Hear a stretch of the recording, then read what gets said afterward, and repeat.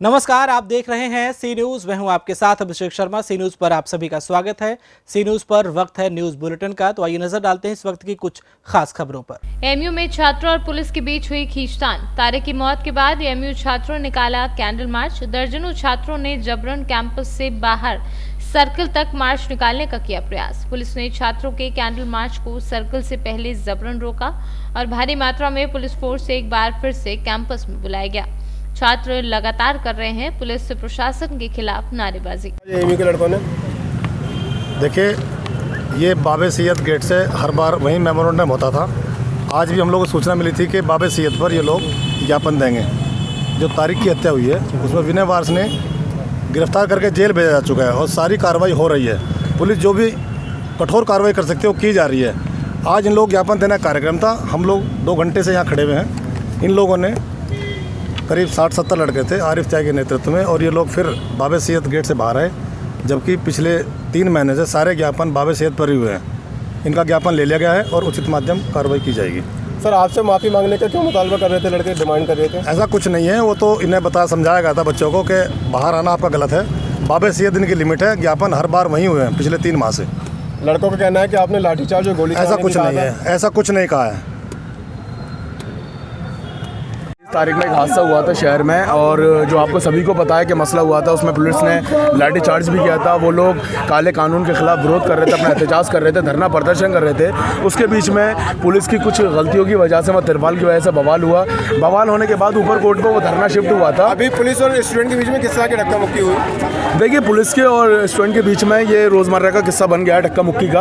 और मैं आपको बता दूं, पुलिस जिस तरह से अपनी एक पावर का गलत इस्तेमाल करना चाहती है, तो ये सरासर गलत है। पुलिस को भी संविधान के जितनी भी उस पर दी गई, संविधान ने जितनी इजाज़त दी पुलिस को, उतना ही काम करे, उससे ज़्यादा ना बढ़े तो ज़्यादा बेहतर है। सीओ साहब से माफ़ी क्यों मांग कर रहे थे लड़के? माफ़ी की मांग सिर्फ इसलिए थी क्योंकि सीओ साहब ने आते ही बात कही कि लाठी चार्ज कर देंगे या इस तरह के शब्दों का इस्तेमाल किया, तो वो एक हो जाता है, टेम्पर हाई हो गया था, हमारा भी हो गया था, उनका भी हो गया था, वो हो जाता है गुस्सा वुस्से में। तो इसलिए हमने सीएम पुलिस प्रशासन में माफ़ी की मांग की थी। किस तरह का मेमोरेंडम दिया, किसके नाम दिया है? ये मेमोरेंडम हमने प्रेसिडेंट ऑफ इंडिया को दिया है, एसीएम साहब को दिया है। और इसमें हमारी डिमांड ये है, जो तारिक लड़का एक शहर का जो कल शहीद हो गया और आज उसका सुबह दफीना हो चुका है, तो उसकी जो इसके घर में से एक को गवर्नमेंट जॉब की मांग करी है हम लोगों ने, और उसे कंपनसेशन की मांग की है। और जो उसके कातिल थे उसको कम से कम कड़ी सज़ा मिले, क्योंकि एक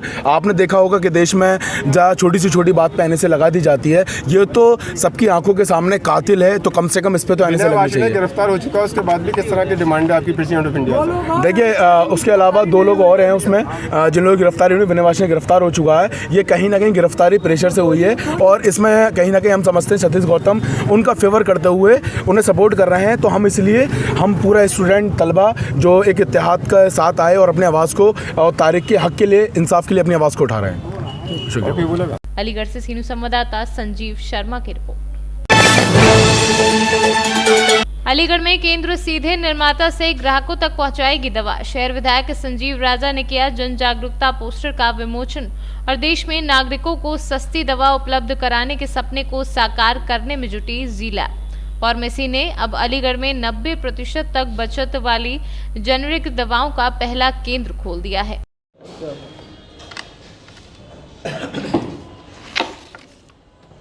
अलीगढ़ में सबसे पहला जी-लैब स्टोर दवाघर पुराने बस अड्डे के पास खोला गया है, जो सीधे निर्माता से ग्राहक को। हमारा जो मेन उद्देश्य है, अब दवाओं पर 90% तक की बचत। इसका मतलब ये है कि जो पेशेंट 3,000-4,000 रुपये की जिनकी खर्चा होता था, आज के टाइम पे हर घर का मेन जो खर्चा है वो दवाइयों पर जाता है, और वो दवाइयों का खर्चा जो बचा नहीं पाता कोई भी। और हर आदमी चाहता है कि मैं दवाइयों पर खर्चा कम से कम करूं, लेकिन वो हाथ में नहीं है उसके। लेकिन यहाँ पर जी-लैब के द्वारा और दवाघर के द्वारा ये उसको सीधे ग्राहक को, जो पेशेंट है, वो यहाँ पर अपने दवा पे पैसे बचा सकता है, जिससे अगर कोई 3,000 रुपये की दवा उसको महीने की पड़ती है, तो यहाँ पर वो 500 से 600 रुपये में पूरी महीने की दवा अपनी ले जा सकता है। किन दवाइयाँ, कौन दवाई मिलेगी? अभी टोटल दवाई हमारे पास 450 ड्रग अवेलेबल है, और पाइपलाइन में 1173 प्रोडक्ट आने वाले हैं। मतलब ड्रग्स की, मॉलिक्यूल्स की मैं बात कर रहा हूँ। तो हम लोगों की करीब 20 से 25 स्पेशलिटी हम लोग कवर कर रहे हैं। अभी तक टोटल ऑल ओवर इंडिया में हम लोगों का जो उद्देश्य है वो 5,000 स्टोर खोलने का है। अभी उत्तर प्रदेश में हम लोग 250 स्टोर ओपन कर चुके हैं और अलीगढ़ अभी पिछले दिनों हम लोगों ने देखा कि देश के यशस्वी प्रधानमंत्री, आम जन के मन की बात समझने वाले प्रधानमंत्री माननीय नरेंद्र मोदी जी ने जन औषधि केंद्र से सीधे सीधे संवाद किए। देश के भिन्न भिन्न प्रदेशों के भिन्न भिन्न जिलों के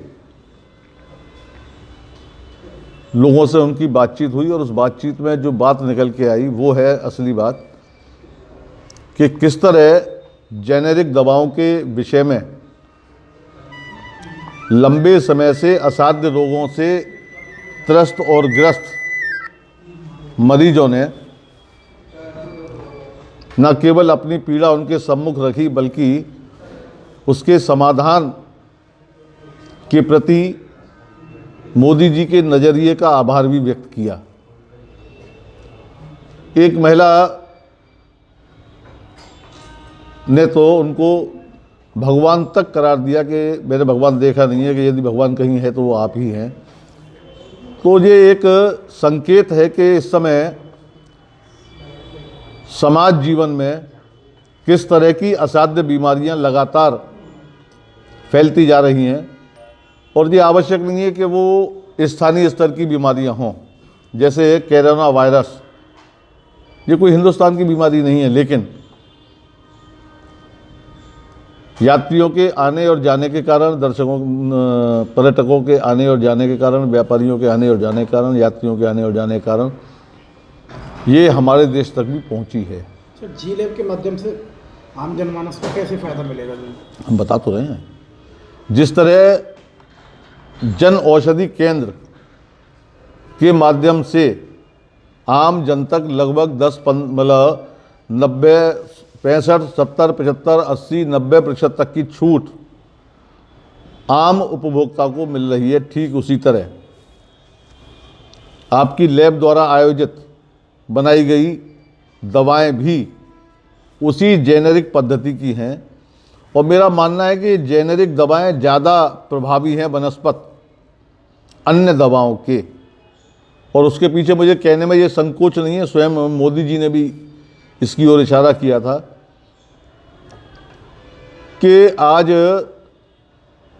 भिन्न भिन्न मल्टीनेशनल कंपनी या बड़ी कंपनियां जो हैं उनके एमआर किस तरह से डॉक्टर्स के बीच जाकर और अपनी दवाएं लिखवाने के लिए हर तरह के संपर्क और संबंधों का इस्तेमाल करते हैं, जिसके कारण अत्यधिक महंगी दवाएं खरीदने के लिए मरीज को मजबूर होना पड़ता है। ठीक वही साल्ट यदि जेनेरिक दवा के माध्यम से हमको मिले तो निश्चित रूप से मरीज का जो उसके ऊपर खर्चा है वो कम होगा।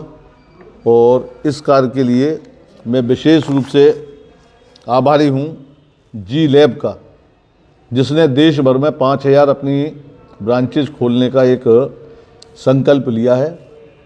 और इसका मतलब कि लगभग हर ज़िले में 10 से 15 ये दुकानें खुलेंगी, उससे आम जन का बहुत बड़ा लाभ होने वाला है। और आभारी हूँ कि हमारे यहाँ शहर के बीच मध्य में बस स्टैंड के पास, कंपनी बाग के पास दवाघर नामक जो एक स्थान है, जो दवा की दुकान है, उसमें ये अभी खोला गया है। जहां अलीगढ़ से सीनियर संवाददाता संजीव शर्मा की रिपोर्ट। अलीगढ़ गली गुलारियाई सराय हकीम में हाल ही में बने भारत के श्री सचिन पहलवान का चांदी का मुकुट पहनाकर तथा एक गदा भेंट कर भव्य स्वागत किया गया। इनाम के तौर पर कंचीलाल पहलवान और वीर पहलवान ने उनको 5100 रुपये की नगद धनराशि भेंट की। और सचिन अलीगढ़ के बेगम बाग में रहते हैं। सचिन पहलवान के बचपन से ही देसी पहलवानी में रुचि थी। उन्होंने पहलवानी का सफर अलीगढ़ के अखाड़ा शांति कुंज से शुरुआत की। मेरे बाप के से बनने पर यहाँ के सभी लोगों ने और कंची पहलवान ने, बुद्धा पहलवान ने और वीरू पहलवान ने मेरे को भारत केसरी बनने की बधाई दी है। मैं सचिन पहलवान भारत केसरी शांति कुंज अखाड़े से, और वहाँ के खलीफा जी हैं और बबलू पहलवान खलीफा जी और उस्ताद हैं वीरेंद्र पहलवान कोच मेरे विदेश पहलवान जी, उन लोगों ने मेरे को मेहनत करा के जो यहाँ तक पहुँचाया है। सभी आप लोगों का सभी का प्यार है जो मैं इतना बड़ा हूँ। तो आप सभी से प्रार्थना करता हूँ कि आप सभी मेरे को जो है ऐसे ही प्यार कर देते रहें और मैं ऐसे ही मेहनत करता रहूँगा और आप लोगों के पास मुझे बनी रहेगी, मुझे पता है। क्या नाम है आपका? सचिन पहलवान भारतीय तरह का कार्यक्रम कराया गया। माननीय पार्षद राजेंद्र किशोर जी ने पहलवान सचिन जी को स्वागत के लिए बुलाया था। भारतीय जनता ने यहाँ बैठकर माननीय सचिन जी का स्वागत किया ये कार्यक्रम में। क्या ना किस तरह का संदेश देना चाहोगे? पहलवानी का संदेश है कि लोग अपने इस कार्यक्रम में बढ़ रहे हैं, अपनी इच्छा से बढ़ रहे हैं। मैं चाहता हूँ कि हर परिवार से, हर घर से आदमी पुरानी कुश्ती को देखे और खेले। अलीगढ़ से सीनू संवाददाता संजीव शर्मा की रिपोर्ट। सी न्यूज़ के इस न्यूज़ बुलेटिन में फिलहाल इतना ही। देश और प्रदेश की तमाम बड़ी खबरों को जानने के लिए आप जुड़े रहिए हमारे साथ और देखते रहिए सी न्यूज़। हर खबर आपके साथ, आपके हाथ।